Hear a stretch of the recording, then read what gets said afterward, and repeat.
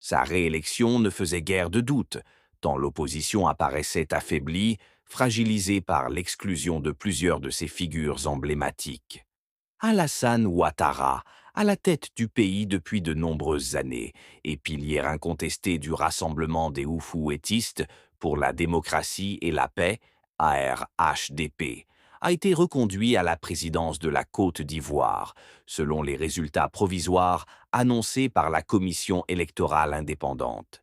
Ce résultat doit encore être validé par le Conseil constitutionnel. Au sein du RHDP, Alassane Ouattara s'imposait comme le candidat naturel.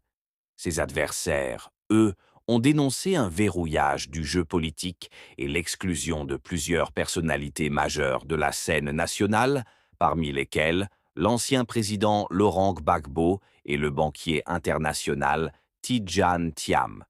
Une carrière internationale avant la politique nationale originaire de Dimbokro.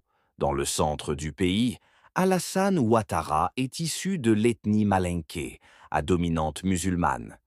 Après une scolarité en Haute-Volta, aujourd'hui le Burkina Faso, il poursuit ses études aux États-Unis, où il obtient un doctorat en économie. Sa carrière débute au Fonds monétaire international, où il gravit progressivement les échelons jusqu'à occuper des fonctions de direction. Il a également dirigé la Banque centrale des États de l'Afrique de l'Ouest, une expérience qui assoit sa réputation d'économiste rigoureux et respecté. En pleine crise économique, le président Félix Houphouët-Boigny le rappelle pour diriger le gouvernement.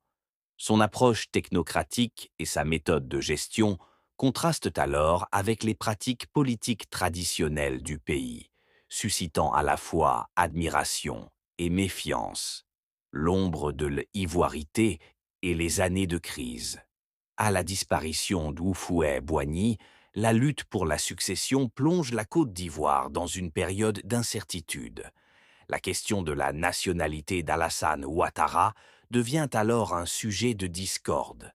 Les partisans de l'idéologie de l'ivoirité cherchent à le marginaliser, l'accusant de ne pas être pleinement ivoirien. Sa candidature à l'élection présidentielle est finalement écartée au motif de doute sur ses origines, ce qui accentue les divisions politiques et sociales du pays. Si tu aimes les actualités du monde à temps réel, abonne-toi, aime et partage mes vidéos.